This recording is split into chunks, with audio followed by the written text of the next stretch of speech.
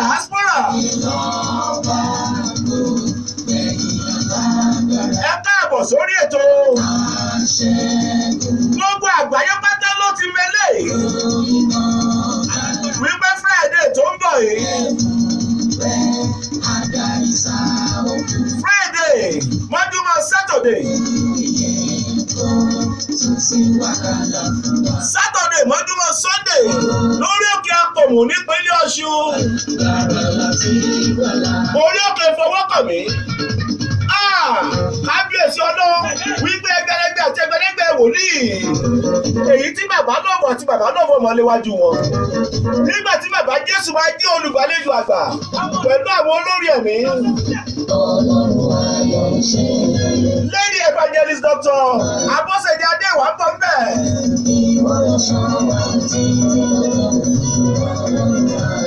Táyékàndé Adégbòdù ó ń bọ̀.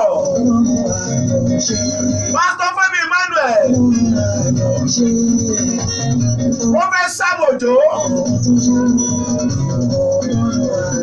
Ọmọlójú Jésù bàbá ń bọ̀. Àwọn èèyàn ń bọ̀ látòkè òkun. Bàbá lọ́kàn lọ́rọ̀ tó ní sọjọ́ bí ni. Pásítọ̀ Phillips ń bọ̀ láti London.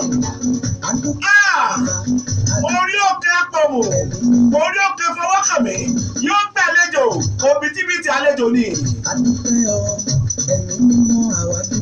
Fún ọjọ́ òbí bàbá lọ́kàn lọ́rọ̀ tù. Gbogbo ọkọ̀ ní Prince FM Radio pátá à ń kí bàbá o. Ní kánjú kú pẹ̀lú agbára Ọlọ́run àṣẹ̀dá. Lórúkọ àwọn dájọ́ ṣètò papọ̀. Pásítọ̀ Adéwálé Adéwà wà lágbára pẹ̀lú mi. Wọléwọlé Musa Ọlọ́lẹ́kan. Àrímọ̀tù Kòńkòló. Ìyáàfin Adésínà. Ọpẹ́yẹmí Quadri. Evangelist Ayọ̀. Adéwà lórí agbágbé ni. Kábíyèsí Ọlọ́run. Bàbá náà fẹ́ káàbọ̀ sórí agbègbè ẹ bá ń sọ̀rọ̀ gẹ́gẹ́ bí wòlíì. Mo kí gbogbo èèyàn tó láǹfààní tẹ́ wo ìkànnì Prince FM lọ́wọ́lọ́wọ́ yìí yálà ní Nàìjíríà tàbí lókè òkun. Ọ̀rọ̀ jáde bí àṣẹ wòlíì ní gbogbo ìrìn àjò ayé yín láyé ẹ ò ní fọjọ́ lọ́jọ́. Àmín Jésù. Ogun ò ní gbé yín mì. Àmín. Ẹ kú rọ̀lẹ́ o. Àdúpẹ́. A máa ṣèsọjí lórí ètò lẹ́nìí pẹ̀lú bàbá wòlíì Prọfẹ̀tọ̀ Olabode Odunayo bàbá náà bọ́ lọ́rọ̀ tùnú. Ọdún ìtún ti ń lọ.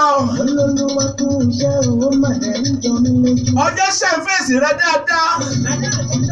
Orí òfin àjẹ́ àgbàlẹ̀ lélẹ̀. Bàbá náà bọ́ lọ́rọ̀ tùnú kí ni Olúwa sọ wípé bá wa sọ lénìí kó tó di pàṣẹ yẹn àdúrà gbàrà àdúrà pẹ̀lú àṣẹ tí Olúwa fún yín. Ẹ bá fi ṣíde ètò lórí agbègbè bàbá.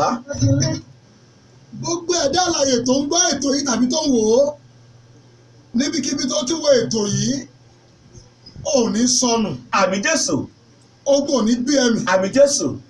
Orí àánú gbà. Àmín Jésù. Àkórí ọ̀rọ̀ mi lónìí ni mo pè ní jíjẹ́ olórí. Jíjẹ́ olórí. Agbára jíjẹ́ olórí ayọ̀ǹda fún ẹ. Àmín Jésù. Wàá di orí. Àmín Jésù. Jésù Olúwa wa. Àmín àmín àmín lórúkọ Jésù. Kábíyèsí Ọlọ́run ẹ wà àwọn èrò ń sàlẹ̀ ẹ wà àwọn èèyàn lókè agbára jíjẹ́ olórí àṣírí ńlá lélẹ̀ jẹ́ kẹ́mi àti ẹ̀ka jọ gbọ́ lórí agbègbè. Bàbá náà fọ lọ́rọ̀ tùnú àṣírí agbára jíjẹ́ olórí ẹ bá tọ̀ pápọ̀ ní bàbá. Nínú Bíbélì wa tí à ń lò gbogbo àwa Kìrìsìtẹ́nì tó jẹ́ ọ̀rọ̀ Ọlọ́run fún gbogbo àgbáyé, Bíbélì sọ fún wa pé nínú Jẹ́nẹ́sísì ó ní gbogbo tí mo dá dáradára ni. Gbogbo tí mo dá dáradára ni. Now kò sí ẹnìkan láyé tọ́lọ́run fẹ́ kó wà láì rí ògo rẹ̀ lò. Kábíyèsí Ọlọ́run. Tàbí láti mọ́ dòkè. Kábíyèsí. Orí ni Ọlọ́run fi gbogbo ènìyàn ṣe. Ìwé Deuteronomy 20:28 verse 13 ó ní ìwọ yóò sì jẹ́ orí o kò ní jẹ́ ìrù. Mo lò nígbà tí mo wá lọ́sẹ̀ tó kọjá pé ìwọ yóò jẹ́ orí o kò ní jẹ́ ìrù. táwọn olùwà ń bá wí mọ̀ yẹn bàbá. Yálà mùsùlùmí yálà kìrìsìtẹ́nì bó o jẹ́ lẹ́sìn ìbílẹ̀ ọ̀rọ̀ yẹn mú gbogbo àwọn ènìyàn ní ìwọ yóò jẹ́ orí o kò ní jẹ́ ìrù. Kò fún wa ní gbèǹdéke bóyá kìrìsìtẹ́nì, kò fún wa ní gbèǹdéke bóyá mùsùlùmí, kò fún wa ní gbèǹdéke bóyá ẹlẹ́sìn ìbílẹ̀. Gbogbo àwọn tó dá láwòrán ara rẹ̀ ló ń bá wí bẹ́ẹ̀ pé ìwọ yóò jẹ́ orí o kò ní jẹ́ ìrù. Now òye ṣàpẹẹrẹ pé gbogbo ènìyàn ní ayé lolúwa ní ètò àti jẹ́ orí fún. Irú oko tó gbé dání Olúwa fẹ́ kó jẹ́ orí. Kí ló máa wá jẹ́ kí jíjẹ́ orí ẹ̀ ó yá gan? tí ó jẹ́ ó yá. Kí ni ó máa jẹ́ kó yá? tí ó jẹ́ kó yá kankan. Òun ló wà ní Matthew 11:28. ẹ ṣáà wò bàbá. Ó ní ẹ wá sọ́dọ̀ mi gbogbo ẹ̀yin tó ń ṣiṣẹ́ tí a di ẹrù wúwo lé lórí àárín ẹ ló ti là á. Ẹ wá sọ́dọ̀ mi gbogbo ẹ̀yin tó ń ṣiṣẹ́ tí a di ẹrù wúwo lé lórí. Ó fẹ́ kó jẹ́ orí ṣùgbọ́n láì wá sọ́dọ̀ rẹ̀ báwo ló ṣe fẹ́ jẹ́ orí? Tó o bá ná Amẹ́ríkà o ò lè mọ ìṣe pàtàkì ohun tó ń pè ní dọ́là.